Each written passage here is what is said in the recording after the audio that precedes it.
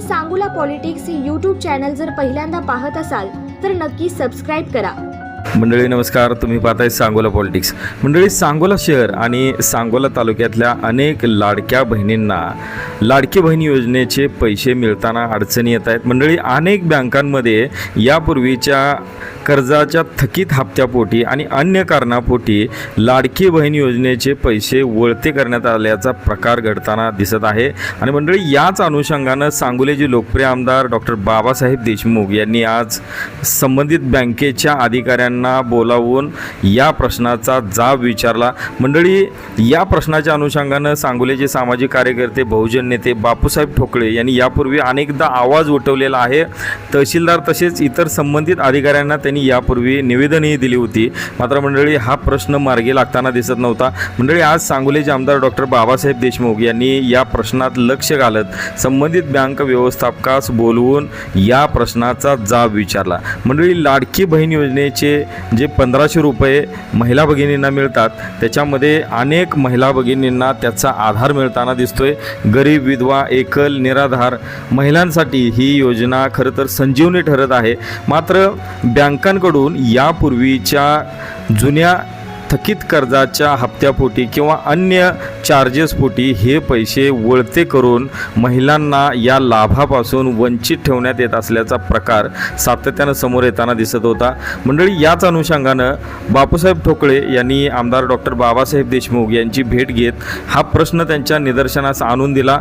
आमदार डॉक्टर बाबासाहेब देशमुख यांनी संबंधित बँकेच्या व्यवस्थापकात अर्थात सांगोला शहरातील बंधन बँकेच्या व्यवस्थापकास या अनुषंगानं बोलावून घेतलं। खरं तर बंधन बँकेमध्ये सांगोला शहरातल्या अनेक महिलांनी लाडकी बहीण योजनेसाठी या बँकेचा खाते क्रमांक दिलेला आहे, मात्र या बँकेमध्ये असलेल्या या खात्यातून या बँकेकडून यापूर्वीच्या कर्जाच्या हप्त्यापोटी या योजनेचा लाभ दिला जात नव्हता। किंबहुना लाडकी बहीण योजनेचे आलेले पैसे हे यापूर्वीच्या कर्जाच्या हप्त्यामध्ये वळते केले जात होते आणि किंबहुना त्याचमुळं लाडकी बहीण योजनेचा हा लाभ गोरगरीब, एकल, विधवा, निराधार महिलांना मिळत नव्हता।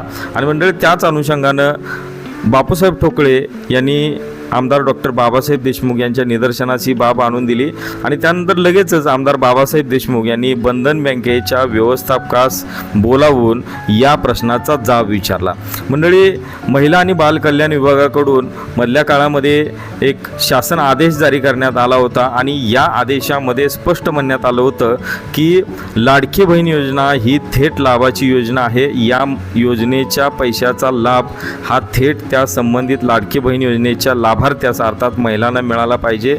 या योजनेच्या पैशातून इतर कुठल्याही पद्धतीचे हप्ते किंवा चार्जेस कट करण्यात येऊ नयेत अशा पद्धतीचा शासन आदेश यापूर्वी अनुप कुमार यादव यांच्या नावानं प्रसिद्ध झाला होता, तो सर्वत्र उपलब्ध आहे। मात्र मंडळी, सांगोल्यातल्या बंधन बँकेकडून या प्रश्नाला अर्थात या आदेशाला केराची टोपली दाखवण्यात येत असल्याचा प्रकार पुढे आला होता। याच अनुषंगानं बापूसाहेब ठोकळे यांनी आवाज उठवला होता। आज बापूसाहेब ठोकळे यांनी आमदार डॉक्टर बाबासाहेब देशमुख यांची भेट घेतली आणि लाडकी बहीण योजनेचे पैसे यापूर्वीच्या कर्जापोटी वळते केले जात असल्याची गंभीर बाब त्यांच्या निदर्शनास आणून दिली। आमदार डॉक्टर बाबासाहेब देशमुख यांनी संबंधित बँक व्यवस्थापकास बोलवून या प्रश्नाच्या संदर्भात त्यांच्याकडून खुलासा जाणून घेतला, मात्र संबंधित व्यवस्थापकास या प्रश्नाच्या अनुषंगानं व्यवस्थित उत्तरे देता आले नाहीत। आमदार डॉक्टर बाबासाहेब देशमुख हे प्रचंड आक्रमक झाल्याचे दिसून आले। त्यांनी या अधिकाऱ्याला खडसावत लाडक्या बहीण योजनेचे पैसे अशा पद्धतीने जुन्या कर्जाच्या पोटी वळते करता येणार नाहीत, या योजनेच्या महिलांवर तुम्ही अन्याय करत आहात, या पद्धतीचे मुद्दे त्यांनी मांडले आणि त्यांनी या बँकेच्या पंढरपूरच्या मुख्य व्यवस्थापकास उद्या तातडीनं सांगोल्यात येण्याचे आदेश दिलेले आहेत आणि हा प्रश्न तातडीनं निकाली काढावा, अन्यथा लाडक्या बहीण योजनेच्या लाभार्थी महिलांना घेऊन रस्त्यावर उतरण्याचा इशारा त्यांनी संबंधित बँक अधिकाऱ्यांना दिलेला आहे। आणि मंडळी, याच अनुषंगानं बंधन बँकेचे पंढरपूरचे वरिष्ठ अधिकारी हे उद्या सांगोल्यामध्ये येऊन या प्रश्नात लक्ष घालून हा प्रश्न सोडवण्याच्या अनुषंगानं त्यांनी आमदार बाबासाहेब देशमुख यांना आश्वस्त केलेलं आहे. मंडळी, मागील अनेक दिवसांपासून लाडक्या बहिणींवर हा अन्याय होताना दिसत आहे. या अन्यायाला बापूसाहेब ठोकळे यांनी वाचा फोडली. शिवाय आज आमदार डॉक्टर बाबासाहेब देशमुख यांनी बँकेच्या अधिकाऱ्यांना मोठ्या प्रमाणात आज खडसावलेलं आहे. त्यांच्या वरिष्ठांनाही अगदी कडक शब्दात जाब विचारलेला आहे. लाडक्या बहिणींना कोणत्याही परिस्थितीत अशा पद्धतीनं वंचित ठेवता येणार नाहीत असा इशारा त्यांनी दिलेला आहे.